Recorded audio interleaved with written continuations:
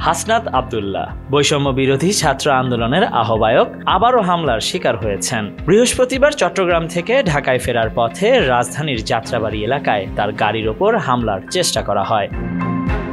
হাসনাত আব্দুল্লাহ গণমাধ্যমকে জানান, প্রথমে মাতুয়াইলে একটি ট্রাক তাদের গাড়িটিতে আঘাত করে এবং তারপর পালিয়ে যায়। এরপর গুলিস্তানে আবারও একটি মিনি ট্রাক তাদের গাড়িতে আঘাত করে। যদিও তিনি শারীরিকভাবে সুস্থ আছেন, তবে এই পরপর দুর্ঘটনার পর হাসনাত আব্দুল্লাহ ধারণা করছেন এটি একটি পরিকল্পিত হামলা।